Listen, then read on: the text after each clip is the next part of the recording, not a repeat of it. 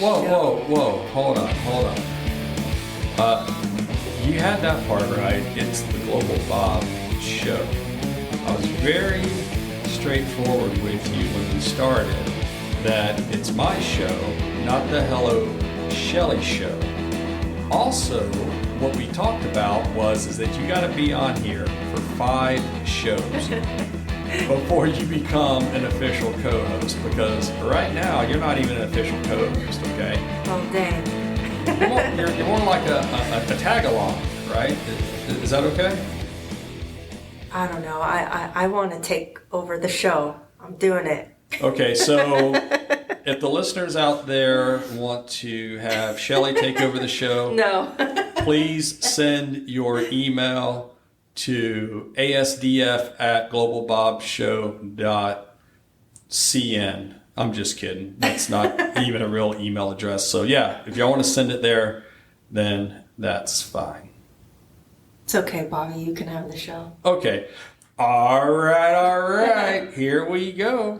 It is that time of the week for the Global Bob Show. Global Bob Show, we are the crossroad of technology and politics. We got a real good one here for you this week. We're going to be talking mainly about Starlink and some of the things that come around Starlink. Mm-hmm. Bobby, you've had a really crazy day today. You need to settle down some. And what makes you think that my day has been crazy so far? Let's see. You came in late. The car was having issues. Oh my God. Everybody, please do not get me started with a car. I know that from all outward appearances that y'all probably think I'm the most high-tech person in the world. But those that know me very well will know that I just play a high-tech person during the day.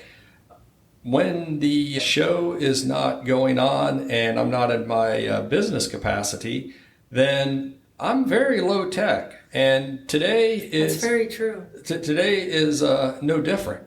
I go out to get in my automobile, and I needed to pick up my little nephew and bring him to school. Now, those that know Global Bob and where the old ranch or ponderosa or farm or whatever word you want to use for my primary domicile is out in the middle of the green swamp.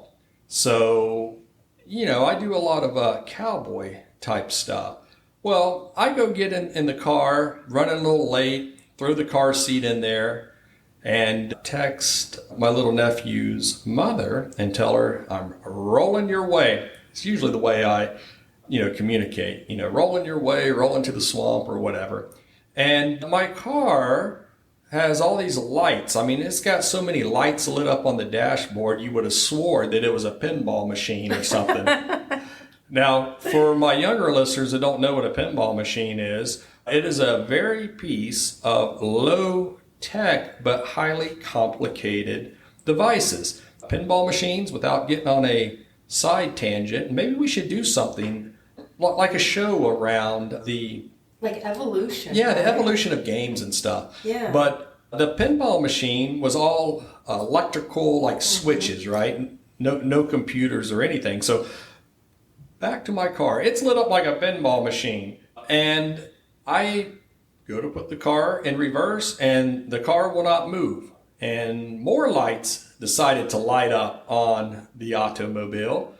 And it said something about an emergency brake, see owner's manual. Of course, me being a dude, I'm like, I don't need an owner's manual for anything. So I push the parking brake button. Notice I didn't say I pull the parking brake or kick the parking brake, because this automobile has technology in it. You just push a button. So I turn the parking brake on, I turn the parking brake off, almost like doing the hokey pokey here, and nothing happens. Car won't move. It is locked up. So being in my high-tech role, I'm like, let's just reset the car. So I get out of the car, close the door, and I wait about 3 minutes, And I start this process over again. The same light pattern is on the dash. Car won't move, all that fun stuff. So I go down, pick up my little nephew, and bring him down. Now, the way I got down to his house, which is only about a mile down the road, if that, was I got in my F-250 diesel truck. Grr, grr. Yeah, grr. That's my cowboy car, as some people call it. I go and I pick his little butt up, bring him back, and I'm having to explain to a 6-year-old here of how I'm very frustrated and with the car, and we need to fix the car. Now, mind you, whenever I'm in the heat of the moment, I do say a few cuss words from time to time. I have been known to use cuss words that shouldn't even go together. And I'm explaining to him that everything that's wrong with these high-tech cars. And anyway, so I pull in, we try the thing again. I throw his car seat in my cowboy car, and I proceed to work. On my way to work, I find out that there's a meeting that I'm supposed to attend that I thought was going to happen an hour after the fact. But anyways, it was running an hour early. So I do the flight of the Bumblebee, drop him off, did not break any laws or speed limits, I promise. And then I get to the meeting and the meeting happens. Y'all know how I am. I don't like things unresolved. So then I have to go back to the house and attempt to try to get the car to move. So got the car to move. Then I need to take it to the dealership, right? And so I'm on my way to the dealership, and I don't know why. We have so many podcasts we can do about this, but you would think in this day and age that folks know how to use roundabouts. Now, there's a roundabout not too far from my house. I go through it every single day. And apparently, even professional truckers don't know how to use roundabouts. But I understand, right? I got friends in the tech industry that don't have antivirus, so I understand. Okay, so yeah, my day has just been one of those days. And so here I am. But yes, I think we should do something about the evolution of entertainment. I wouldn't say video games, but really, pinball machines and really these low-tech but complicated machinery, that used to be around. I think that would be good. And then I really would like, can you see if you could get Elon on the podcast? I want to ask him. I need to ask him before I go buy a Tesla. Yeah. Because all of y'all know I absolutely hate to drive. And so I've told everybody that as soon as the Tesla Cybercab comes out, I will wait in line. I will be one of those guys that are sleeping in a sleeping bag and be the first one at the Tesla place. But I got one question for Elon. What in the hell is the emergency procedure to get the emergency brake off if this happens in a Tesla? So I'm talking to one of the folks at the office, and they informed me that all I needed to do was plug into my car with some kind of ODB-C connection or something. I don't know what he was saying. And I could do it that way. But I don't know. I need to find out before I buy one of these Cybercabs, how in the hell do you get the emergency brake off? So yeah. Anyway, these cars are getting smarter every day. They are. And I think those could be exploitation platforms. So I digress. Now that y'all know how my day started, let's get the podcast started. So what are we talking about today, Shelley? Bring us in. So we're talking about Starlink and satellites. Like the other LEO satellites. Oh. That are up there, what, Amazon? Starlink, yeah. So what do you know about them? What do you want to talk about? Well, first, before we get into the podcast, I noticed you're wearing a cowboy hat today. The cowboy hat? Yeah, what's that? Well, what's on with that? I kind of think of the cowboy hat as kind of something that keeps me calm. And plus, I was driving my cowboy car, so I might as well wear my cowboy hat, because if not, I would lose all credibility, I guess. So here I am. I'm wearing my tennis shoes, my blue jeans, and a cowboy hat. So maybe that's how I'm going to manifest myself into the old keyboard cowboy. Tech Titan cowboy. Tech Titan cowboy. Oh, my gosh. Okay. Enough of that. So we have this Starlink going on. What else? I mean, talk to us. So, for listeners out there, what is Starlink? We'll go into that. Yeah, so Starlink is, y'all know I'm a huge fanboy when it comes to Elon and SpaceX. I think everything he's doing is just amazing. And It is. And no matter what side of the aisle you're on, or what side of the aisle Elon's on, because he was a super pro Trumper there, and now there's a little squabble going on. So Daddy and Bubby seem to be arguing, but he's done some really great things for humanity.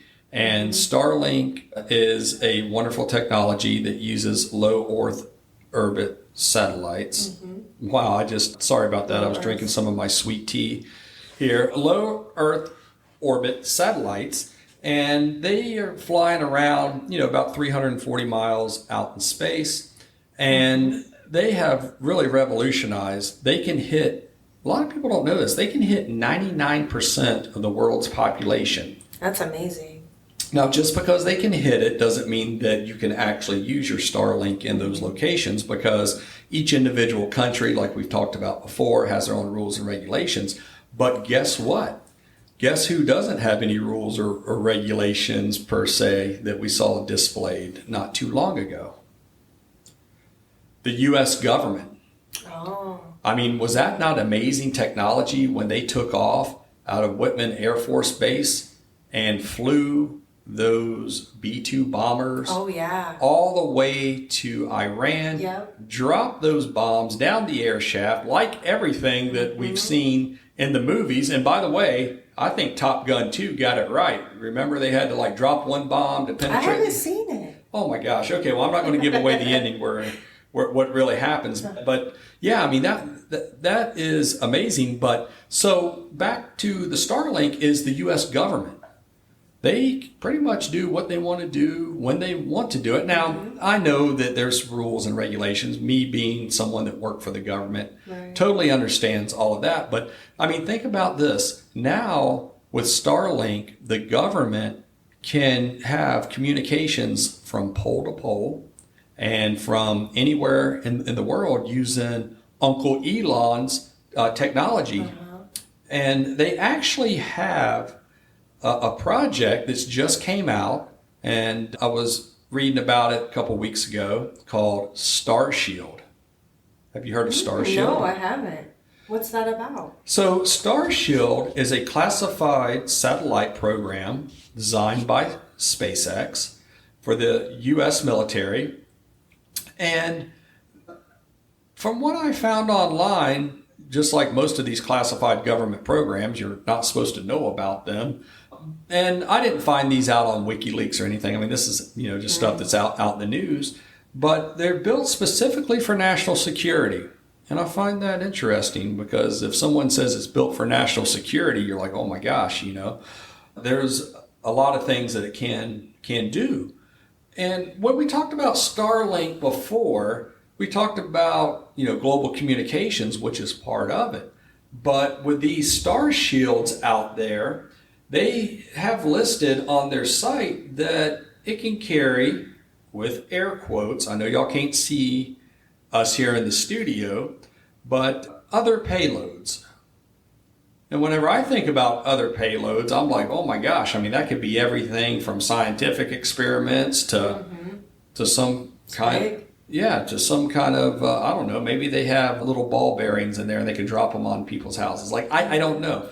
So digging a little deeper into StarShield, they say that some of these payloads can be used for reconnaissance missions. Oh, wow. And it's been a lot of science fiction, and we've seen some of the science fiction turn into science facts of what reconnaissance payloads consist of. And, we've all seen where they say they could read a pack of cigarettes from, up in outer space via satellite. Now, whether that's true or not, I don't know. But the fact that they use the term cigarettes, I don't even know anybody even smokes cigarettes anymore. But yeah, so they say they can read license plates. So when we think of reconnaissance and satellites, a lot of folks talk about visual reconnaissance, which this is reading license plate tags, looking at people's faces and things. But there's another type of reconnaissance, the world that I came in back whenever I worked for the U.S. government. And that is signals intelligence, or SIGINT, which is a type of reconnaissance that it can either be active, which means you can go out and break into a computer system and get the information off of it, or it can be passive, which means the information flows across the network and they suck up the stuff. So the fact they say they can do reconnaissance with these, and I think, wow, if you're covering 99% of the world and these are only at 340 miles out in space, think about that.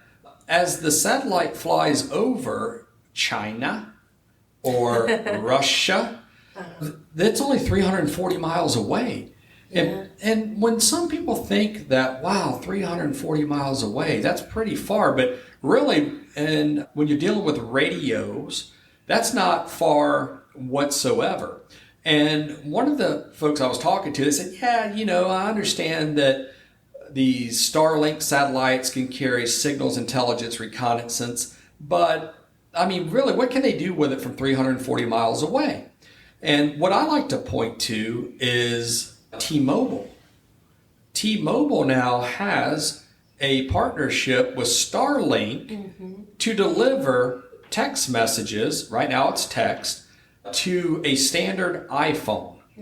Now, a text message is bidirectional communications. That means my phone talks to the satellite talks to the Earth, and it goes back and forth. Now, if they can get a message back and forth to my cell phone that's reaching 340 miles with no special antennas, I mean... It's amazing. Yeah, I still have a satellite phone that I still use, and it's by Inmarsat. And this thing, now, totally different technology. We've talked about it in previous podcasts. It's got a big antenna, and when you use the Inmarsat phone, you better tell everybody you're using an Inmarsat because it's big, it's clunky, and the antenna almost looks like a pistol. Yeah. Okay, and this big thing. But somehow Elon and the boys are able to take my iPhone that's unmodified, no clunky antenna, and it will connect up to Starlink and I can send messages. So what I'm saying is that the fact that they can do that, imagine if they have a specific reconnaissance payload on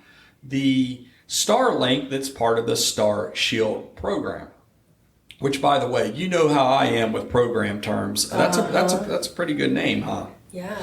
No, that's really amazing. Wow. Yeah, so that's the part of the problem that the Chinamen are having issues with, that these satellites that are flying over. And by the way, right now they have approximately 6,000 satellites up in space. They have plans for 42,000 satellites up in space. 42,000. And so that's the problem these countries are having. They're saying, hey, you're basically flying all these little satellites over, and it's under the guise of to provide communications, but they have stated that they can use these for reconnaissance. Now, if you can get an active connection to a cell phone, then you can also probably get active connections from the satellite to go break into networks as they fly over. So it's just a lot of questions that people are asking around this phenomenal technology. And the Falcon 9, the rocket they used to launch the satellites? Yeah, I'm not a rocketeer. Why don't you tell me something about that? Oh, so the Falcon 9 rocket is known for its reusability and ability to launch satellites and astronauts into orbit. So those rockets. So it's like can a multi-use rocket. Yeah. That's very interesting that you say that, because before NASA would do these classified missions, us living here in Central Florida, and my mom, oh my God, Mom, she will set her alarm clock to get up in the middle of the night, whether it's 2:30 in the morning, whatever time it is, to go out there and watch. She loves these things. And she loves watching them blast off. But there's been times when my mom has called me up and said, baby, I think they launched off one of them rockets last night and I didn't know anything about it. And I'm like, Mama, that's probably a classified mission. They probably didn't want you to know anything about it. But you know how parents are. They got a super cute. Yeah, I know. Probably Elon's mom's calling him, hey, baby, why didn't you tell me that you're launching a rocket? But the fact that you said that they're a multi-use, dual-use technology, that's very interesting because now a Falcon 9 is sitting on the launch pad and you don't know, or we don't know, the adversary doesn't know, is that a rocket that's carrying the StarShield, Starlinks? Is it carrying astronauts? Now, most of the time, so I think that they tell us that there's an astronaut on there. But still, I mean, if there's not astronauts on there, and they could say it's a Starlink, but it could have anything on there. So that's kind of cool. It's almost like the psychological show where they tell you to watch the ball that's being dribbled and count the number of times, and then the elephant sneaks across or the monkey sneaks across. And you don't see it till they replay it. You know, you get so focused. So it makes you wonder. But one of the interesting facts is that I didn't realize on average, and I don't think this is all out of Florida because they got Starbase and they got Texas. Florida. I think that's the Starbases in Texas, right? And then they have something out in California, which they should get everything out of California after their governor there. But do you know they launch on average a rocket every 4 days? That's awesome. Yeah. When you were little and they had the space shuttle, I remember that was a big deal. Yeah. And they damn sure didn't launch one every 4 days. I mean, we're maybe a couple times a year. Yeah. Yeah. And so with one going up on average every 4 days, I mean, that's quite a bit going up. And it's like, you know, hey, this one's got Starlinks and this one's got the StarShield. Just don't tell anybody about it. So. The cool thing is they carry up to 60 satellites per launch. So how do they get them all in there? I mean, I know me. I have a hard time carrying a laptop and an iPad in my truck or car. I mean, how the hell are they getting 60 of these things in there? So they have this flat stack deployment. The satellites are flat packed without individual dispensers to maximize volume. Wait a second. They're placed in there like pancakes. Okay, but no, say the whole thing over again. The satellites? They're in a flat... They're flat packed. Flat packed. Like a pancake. Okay, flat packed, flat... Packed without individual dispensers to maximize volume. Do you know the real reason why they're set up like that? And it's a non-technological reason. It's because the more of those satellites that they can flat pack, old Uncle Elon gets to put a bigger and bigger fat stack in his pocket. That makes sense. Hey, and you know what you're pulling out there, Shelley, is showing us just how efficient commercial technology is. And nothing bad against NASA. And I heard that Duffy now is going to be running NASA, which I think he's a heck of a good guy. Sean Duffy. But, you know, back in the day, I remember they would launch a satellite. Remember that? The government? Yeah. And a non-reusable rocket. They're going to launch a satellite. Okay, let's blast this thing off. Here's Elon. He's putting how many of these things in there? 60 satellites per launch. 60 satellites per launch. And he's launching 4 a day. Yeah, that's a lot. So just like with other classified projects, the information that makes its way out, unless you're that scumbag Snowden, which I need to do a whole podcast on that piece of crap. It'd be a good one to talk about. That would be a good one. If anybody knows where he's at, please let us know. Yeah, please let us know. I'd like to Edward Snowden, if you're listening to this, please call into the show immediately. Yes. I have a few words to speak to you about. Anyways, do you know that it's almost a $1.8 billion is just what the government pays Elon?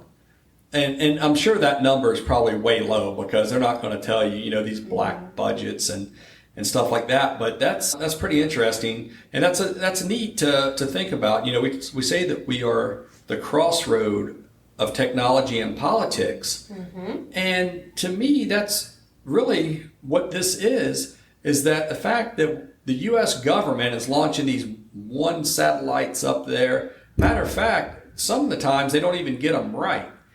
And here's Uncle Elon putting 4 of these things up, 60 of them packed in there, and that just shows you how much more efficient that commercial operations can operate, and we know that it's in conjunction with the U.S. government.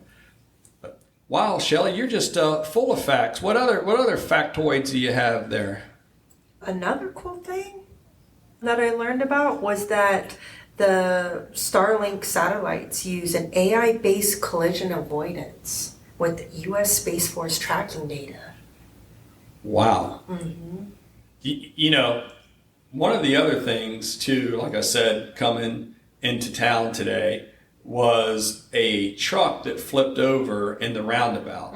So we got commercial truck drivers and even people, okay, not picking on commercial truck drivers because they do a heck of a job and there's no way that we could run without them, but they can't even get around a roundabout. Yeah. Maybe we need some AI collision avoidance in those, but here's Elon and boys, the SpaceX women and men, they have AI-enabled collision avoidance for a satellite that's zooming around at thousands of miles an hour. With thousands of them out there. Yeah, thousands of them out there. They don't hit each other. When's the last time you heard of something getting hit out there? I don't think I haven't heard anything, to be honest. Yeah, that's really, you know, what's really cool too is that Starlink, as far as I know, the first time that was used was in the war in the Ukraine. And and they didn't use the military version. They didn't use the StarShield version. They just used regular old Gen Pop Starlink satellites, and they were running encrypted communications across it in the field. That's cool. They were hooking their drones up to it to fly their drones around. Wow. And it was enough that Vladimir did not, that's the worst Russian accent I've ever done, by the way, actually. He didn't like that too much. And there were some EMPs that he tried to do to disable these Starlinks. And I haven't researched a lot, but from what I understand, that there is EMP technology in there. And for those that don't know or don't remember what an EMP is an electromagnetic pulse. And what that means is that it's a bolt of energy that fries circuit boards. And some of these can occur naturally. And so when the sun is throwing off these solar flares that us ham radio people absolutely love because it charges up the ionosphere. But with the Starlink, they actually have little shields on the ones flying around to protect themselves against EMPs. And so I think that's really neat that they were using just commercial off the shelf, what we call COTS, commercial off the shelf Starlinks, and they were running a whole war against one of the, at the time, everybody thought how great the Russians are, which we've seen time and time again, that they can't even, you know, get their stuff working half the time. But imagine what StarShield would do with the more advanced technology in there. Since we're talking about some of the detractors of Starlink, we should probably talk about people. Not everybody likes it, you know, and it doesn't have anything to do. I'm surprised the environmentalists haven't jumped on this. They seem to jump on everything, but maybe there's not an environment up in space, which I guess there is one, but for whatever reason, I haven't heard too much about the environmentalists, but there is space debris, and the Chinese have complained about this. And what I understand is that even when Starlink is completely deployed, the chances of a manned rocket ship hitting a Starlink satellite would be the same as you placing a quarter on the floor, you standing on a chair, and falling face first and your nose hitting that corner, the quarter. The chances of them hitting that. So I think that while some say that that's a detractor, you know, the space debris, because, oh my God, what if one of these manned space flights hit it? Well, okay, the odds are probably in your favor to get hurt on the way to the launch pad than getting hurt by one of these satellites.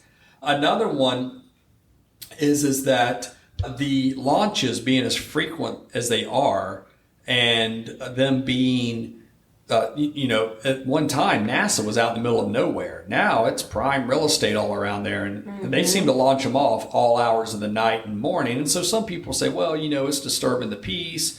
And I even had one of my friends say, you know, if I play my loud music that I get a ticket, but how come they can launch off rockets in the middle of the night and wake up half of Florida? I'm like, okay, not the same, buddy. Right, exactly. But, but when it's tied to national security, it's like, okay, who are you going to call? Yeah. Call up DT, Donald Trump, and complain about him and see what he says. Yeah. So, the noise, the frequency of launches, the space debris. Then there's folks that talk about the visibility in the night sky. Now, you're a space nerd, and you like telescopes. And, oh, yeah. And if anything, you've told me that you would like to see one of the Starlinks come over and look at it. I think would be really neat. Yeah, they call that the old Starlink train. Yeah. And so when these things are launched, these 60 satellites, as you told me, Yep.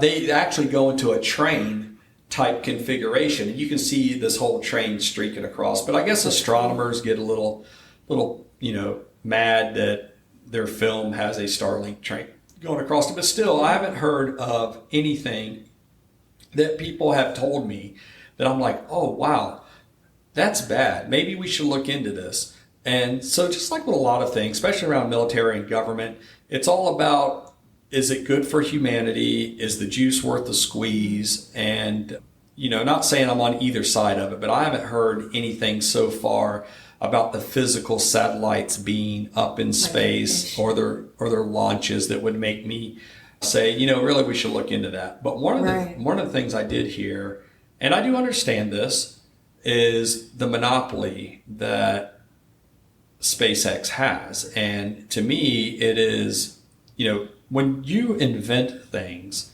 I have patents, you're going to be on some of the patents there. That some of the work that you've done, but that's what it's all about, right? I mean, you have invented something that nobody else has, and you haven't. But a monopoly, just like a zero-day exploit, at some point in time, that 0 day is going to be known. At some point in time, even McDonald's has competition, Starbucks has competition, and so the monopolistic argument to this, I don't really think. Here's a cowboy term, really doesn't hold water, because you got folks like Bezos, who has had some issues both with his rocket. Not that I'm comparing Elon's rocket to Bezos' rocket, but the rocket men there, I think. Actually, I know that Elon's further ahead, but he's launching his own stuff. It's his rocket ship is Blue Origin, and I think his Starlink product is called OneWeb. And also, too, the Chinese have launched their own stuff. And so everybody's getting into this whole low Earth orbit. Yeah, it's like the new satellite space race. Yeah, like a satellite space race. And just like with GPS back in the day, matter of fact, we call it GPS, which that is a type of positioning system, but there's different GPSs now. And so some of the GPSs that I've purchased for my hiking and stuff, it talks about that it's like, triple technology and stuff. So, yeah. So I really don't think the detractors hold water. But you know what? Just like it was time for episode 29 to start, we're at the bottom of the hour. And we hope that everybody got a little something out of this. And please keep the suggestions coming. If you like what you hear on the show, then please share the show. I'm very happy that Shelley has made it through her 4th show. And you got one more to go. Show number 5. And it will be online. No. You don't realize the co-host gets paid nothing. Yep. They have to bring me my sweet tea. Yep. They have to, there's a lot of stuff. So. And also, before that, you have to sign this paperwork I have saying that you've got a non-compete for 99 years on all podcasts. Awesome. All right. Well, we really appreciate everybody tuning in, and the best way to say thank you to us is share the show. If you like the show, share it. If you didn't like the show, share the show. And we will be back next week, and we got a really, really good one for next week. Tease that out a little bit, and I hope everybody stays safe, stays well, and I'll keep you updated on my car woes. And like I said, we made one all on smart cars and just how damn dumb they are. Yeah. All right. Till next time.